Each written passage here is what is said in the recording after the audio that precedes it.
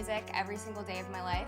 I need to listen to music every day. If there's a day that for some reason I can't listen to music, it usually ruins my mood a little bit. When I lost my iPod, I thought my world was over.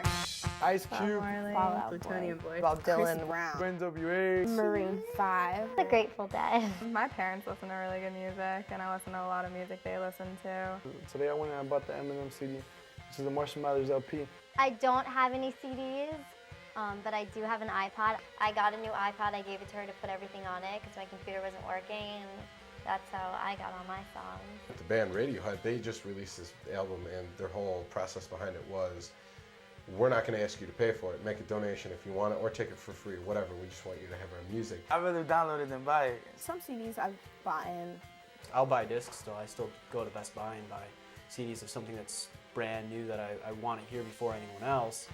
Bands I love are the ones I go to see. It's like I'd rather pay $60 for a ticket than $20, and also have to buy a $20 CD. I haven't heard of any consequences for downloading from LimeWire. I haven't heard of any, so I don't think there's a problem with it. But obviously there's a problem with stealing items from a store. And Toss is next year, he puts on his computer, he didn't have to buy it. Didn't download it, it's legal, sort of. No one would ever know.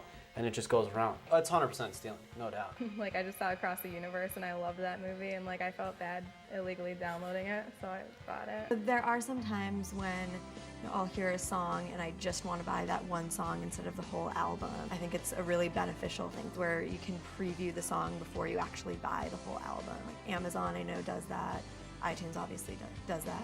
If it's a couple songs and I'm not gonna go spend $15 or $16 to buy a whole CD, that's ridiculous. But if it's an artist that I really, really respect and I know that I want the whole CD, I won't download the whole CD, I'll buy it.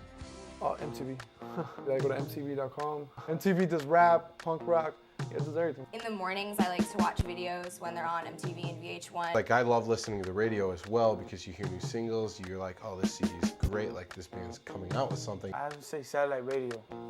Satellite radio changed music. It gives a lot of independent artists more chances to get their music out there. Most of the songs on the radio, you've heard them for months already, and you already know about the song before, months before it even put on the radio. The way how I like to find out about new music is the internet. The internet it's really easy to sort of find how things are connected, and you can just sort of find a bunch of stuff. I go to internet radio stations. I really like Pandora. I like to Google songs. It's just a site that tells you about the local scene, the artists, the up-and-coming artists, the interviews, and who's coming out with the CD, independent CDs. It's there's this one website called allhiphop.com or something. Yeah, I like to get information from there. LimeWire. If you just type in a genre that you like, I found my favorite techno artist, Plutonium Boy, through LimeWire, and now I have so many of his songs. Another cool thing is iLike, which is on Facebook now. It's a way of sharing songs that you like. We all have iPods. iTunes. iTunes, okay. I actually got it today. If you go to Starbucks, you get an iTunes.